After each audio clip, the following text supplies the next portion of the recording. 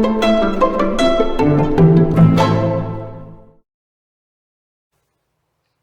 my name is Brandon, and I'm an alcoholic and addict in recovery. And today I want to talk about the power of choice in life.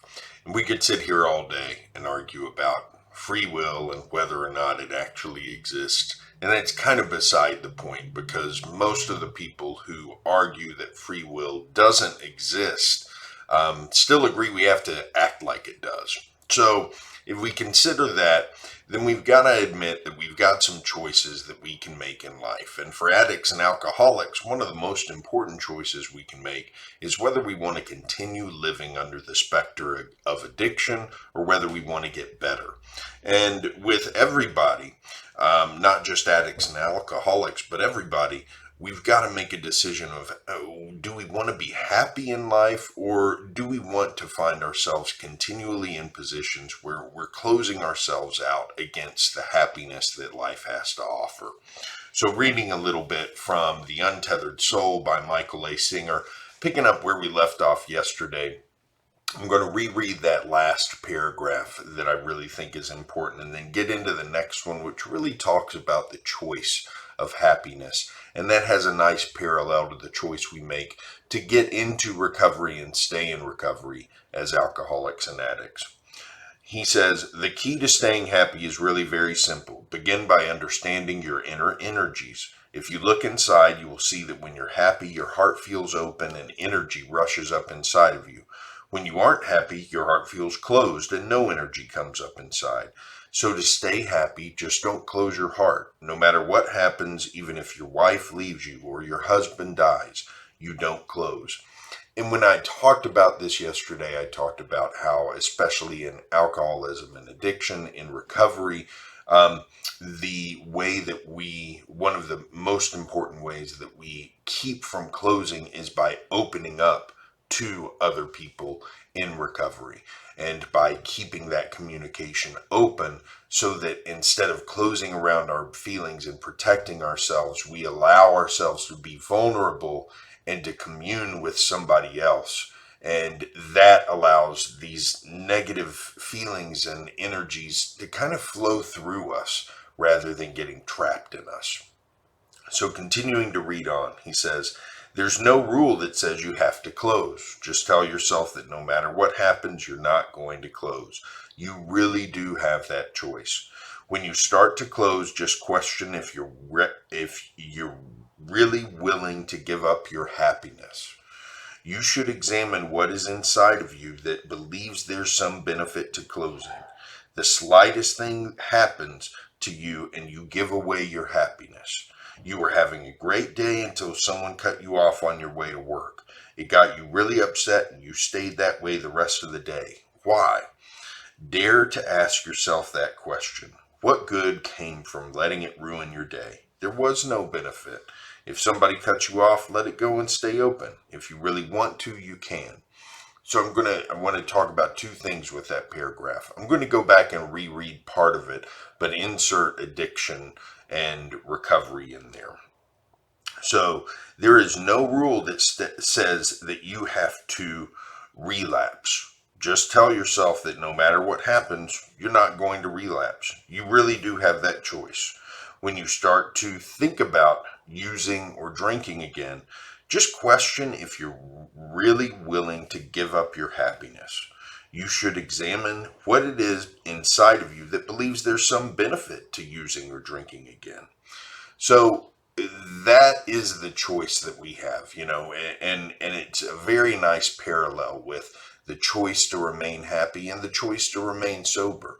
We do have a choice. Now, we have to be willing to act in order to make that choice happen. So it requires some action on us. This isn't an automatic thing, and it's not a thinking thing. It's an action thing.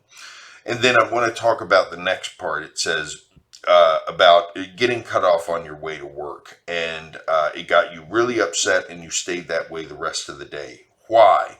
So we need to explore that. Why do these little things really upset us and then impact the rest of our day to a point where we can't do anything else? and we can't get out of our anger.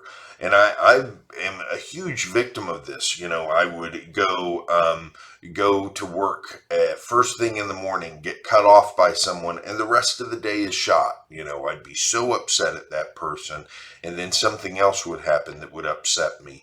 And I would have good things happen and couldn't enjoy them. And then for me, as an alcoholic and addict, I would just say, well, the day's shot until I get home and get drunk or get to get high.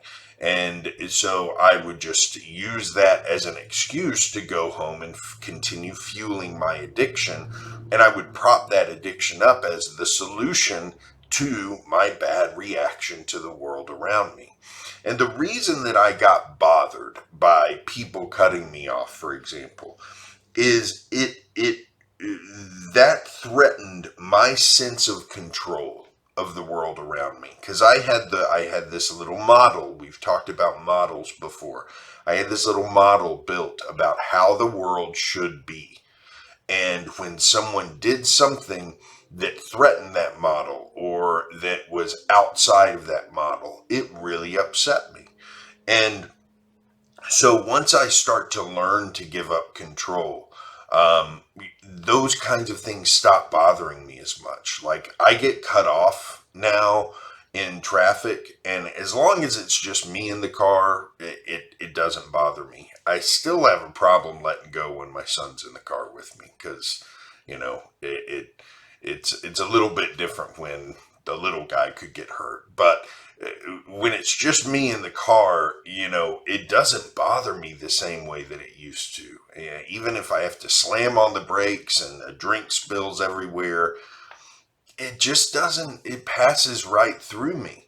And part of the reason is that I don't have any expectations about what's going to happen in the world. I've kind of chosen that, well, no matter what happens in that situation, when I'm driving, I'm just going to say, well, that's the way. I can't control all these other drivers on the road. That's the way it happens sometimes. I'm sure I've cut people off before, caused them great inconvenience. Hell, I've been in situations where there's been car accidents, and so it's not something that we necessarily have control over all the time, and we've got to let go of that in order to be happy. So he goes on to talk a little bit about the keys to keeping your mind disciplined. So he says the key is to learn to keep your mind disciplined enough so that it doesn't trick you into thinking that this time it's worth closing. If you slip, get back up. The minute you slip, the minute you open your mouth, the minute you start to close and defend yourself, get back up. Just pick yourself up and affirm inwardly that you don't want to close no matter what happens. Affirm that all you want is to be at peace and to appreciate life. You don't want your happiness to be conditional on the behavior of other people. We're going to read that again. You don't want your happiness to be conditional on the behavior of other people. It's bad enough that your happiness is conditional upon your own behavior. When you start making it conditional upon other people's behavior, you're in serious trouble.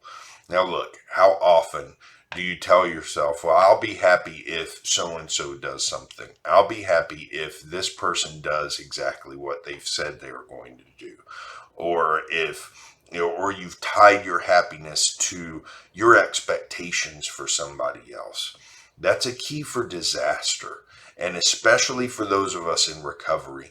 If we start to expect things from other people, one of my great mentors in recovery always told me, expectations are premeditated resentments. So if you start having expectations for other people and they don't meet them, you're probably going to resent the fact that they didn't meet them.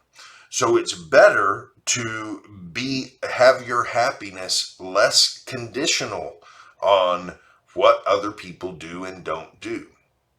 That doesn't mean you can't communicate your needs to other people, but your reaction when they don't meet those needs changes. And it's not as devastating when that happens as it is for, someone, especially for me and my addiction. When someone didn't meet my expectations, it threw, my entire day, if not week off. And I would get really upset with that person, and I would count people out of my life. If somebody didn't meet my expectations, I would say, well, I'm never counting on them again. And that's a melodramatic way to deal with the natural way that human beings are, which is, there's a lot of times we don't meet each other's expectations. And so it's better not to get caught up in that. And it's better to make sure that your happiness is not conditional on other people's behavior. So it's really important for us to consider all of this as we navigate through how the choices that we have to make in sobriety and in recovery. And one of the things that's mentioned later in the chapter that I didn't get a chance to read much about was, I've talked about how a key to this is communicating with other people, being open and vulnerable with other people. Another key to this is gratitude. Gratitude at what you have in life, gratitude at being alive, gratitude for your breath, gratitude for being sober, gratitude for having a hard day, gratitude for having a good day. Finding things to be thankful for in everything that's happening in life. If you can get to that place where everything that happens in your life gives you a reason to say thanks to whatever, it doesn't matter what you're saying thanks to, even if it's just to the universe, which is quite frankly what I do. Um, if you find a reason to be thankful for everything that happens in your life, you can't go wrong doing that. And the joy and the peace that come from living a life like that, and from living a life that comes from sharing with others when you are having a hard time, and that's where the peace comes from.